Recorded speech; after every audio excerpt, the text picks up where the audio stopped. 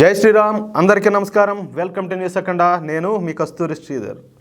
మొన్న మన భారత్లో 13 నియోజకవర్గాల్లో ఈ ఉప ఎన్నికలు అనేటివి జరిగినాయి. ఆ విషయం మనకందరికీ తెలిసిందే. అయితే ఈ ఉప ఎన్నికల్లో ఉత్తరాఖండ్కు చెందిన మంగళూరు అనే నియోజకవర్గంలో కాంగ్రెస్ అభ్యర్థి విజయం సాధించినాడు.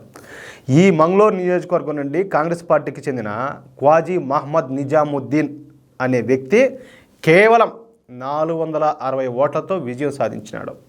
నిజానికి మొదటి నుంచి ఉత్తరాఖండ్లోని ఈ మంగళూరు నియోజకవర్గంలో భారతీయ జనతా పార్టీకు అస్సలు పట్టే లేదు. మంగళూరులో పోటీ ఎప్పుడు కూడా, మంగళూరు అంటే మీరు ఏదైనా కర్ణాటకలో ఉండేదనుకుంటారేమో, అది మంగళూరు, ఇది మంగళూరు. మీ క్లారిటీ కోసం చెప్తా ఉన్నా. ఈ మంగళూరులో పోటీ ఎప్పుడు కూడా కాంగ్రెస్ పార్టీకు అలాగే బీఎస్పీకి మధ్యనే ఉంటుంది. అలాగే మంగళూరు నియోజకవర్గంలో మైనార్టీల ఓట్లు దాదాపుగా 60% వరకు ఉంటాయి. మీకు అర్థమవుతుంది కదా మళ్ళీ విషయం ఏంటో. దీంతో ఇక్కడ పోటీ ఎప్పుడు ఈ బీఎస్పీ కాంగ్రెస్ పార్టీల మధ్యనే ఉంటుంది. గత 5 ఎన్నికల ఫలితాలను తీసుకుంటే 4 సార్లు ఈ మంగళూరు నియోజకవర్గంలో బీఎస్పీ గెలవగా కాంగ్రెస్ పార్టీ కేవలం ఒక్కసారి గెలిచింది. ఇక ఇక్కడ బీజేపీ ఎప్పుడు కూడా 3 లేదా 4 స్థానంలో ఉంటుంది. వెనక్కి చూసి ఏడనో ఉంటుంది. 2007లో జరిగినటువంటి ఎన్నికల్లో ఈ మంగళూరు నియోజకవర్గంలో బీజేపీకి వచ్చిన ఓట్ల శాతం కేవలం 1.8%. మీరు విన్నది నిజమే.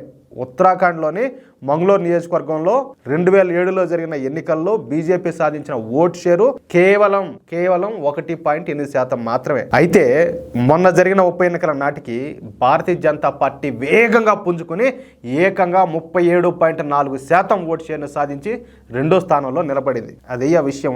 ఇక కాంగ్రెస్ పార్టీకి ఎంత వచ్చిందో తెలుసా? 37.91% మాత్రమే.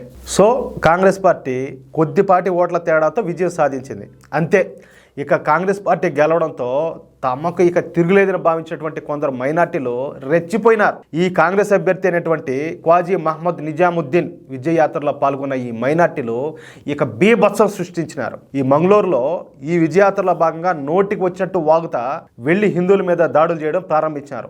ఏదో సైలెంట్గా తమ పని తాము చేసుకున్నటువంటి అమాయకులైనటువంటి హిందువులపై ఈ జిహాదీలు అకారణంగా వెళ్లి దాడులు చేసినారు. అయితే ఉత్తరాఖండ్లో ఉన్నది బీజేపీ ప్రభుత్వం. అందున అక్కడ ఉన్నది పవర్ఫుల్ లీడరు పుష్కర్ సింగ్ ధామి. ఇక ఆయన ఊరుకుంటాడా? అస్సలు ఊరుకోడు. ఇలా కాంగ్రెస్ నాయకుడి విజయయాత్రలో భాగంగా హిందువులపై దాడి చేసిన జిహాదీలందరినీ ఒక్కొక్కరిగా అరెస్టు చేయడం ప్రారంభించారు. వీళ్లలో ప్రధాన నిందితులైనటువంటి మొహమ్మద్ ఇర్ఫాను, మొహమ్మద్ అక్బరు, మొహమ్మద్ కమీలు, మొహమ్మద్ షంషాదు, ఇర్ఫాన్ ఖాన్లను పట్టుకున్నటువంటి ఉత్తరాఖండ్ పోలీసులు ఇక వాళ్లకు తమదైన స్టైల్లో ట్రీట్మెంట్ని ఇవ్వడం ప్రారంభించినారు. దీంతో అంత ముందు రోజు మీసాలు తిప్పి తొడలు కొట్టి వీళ్ళంతా జిహాదీలంతా రెచ్చిపోయినారు కదా, వాళ్ళందరూ కూడా ఇప్పుడు నేల కూర్చోండారు సెతికిలా. అది విషయం. దమ్మున్న ప్రభుత్వాలు ఉంటే తప్పు ఎవడు చేసినా కూడా పనిష్మెంట్లు ఇదే విధంగా ఉంటాయి. వాడు ఎవడైనా సరే, అది ఏ కులం వాడైనా ఏ మతం వాడైనా కానీ, ఎవడ వాడు బ్రతుకుతా ఉంటే వీళ్ళకి ఏందో పని. సరే గెలిచినారు, అయిపోయింది, సంతోషమే కదా, హ్యాపీగా సెలబ్రేట్ చేసుకోండి, పక్కన వాళ్ళని ఇబ్బంది పెట్టకుండా. అంతేగాని పక్కన వాళ్ళ మీద దాడి చేయడం ఏంది? ఎంతవరకు న్యాయం ఇది? యువతరాలు గెలిస్తే మీ మీద వచ్చి దాడులు చేస్తే అప్పుడేం మాట్లాడతారు? ఏమి చేయకుండానే మైనార్టీల మీద దాడులు జరుగుతున్నాయి అంటారు. మరి ఇంకేదన్నా చేస్తే ప్రపంచం అంతా ఊగిపోతుంది పూనకాలు వచ్చినట్లు. అంటే ఒక్కొక్కరికి ఒక్కొక్క న్యాయమా, ఒక్కొక్కరికి ఒక్కొక్క చట్టమా భారత్లో? అదేం లేదు కదా.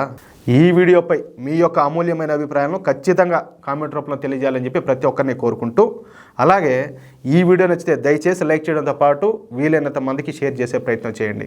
నేను చెప్పినా చెప్పకపోయినా, ఈవెన్ ఒక్కరికైనా లేకపోతే ఒక గ్రూపులకైనా కూడా ఈ వీడియో చూసే ప్రతి ఒక్కరు కూడా షేర్ చేయాలి.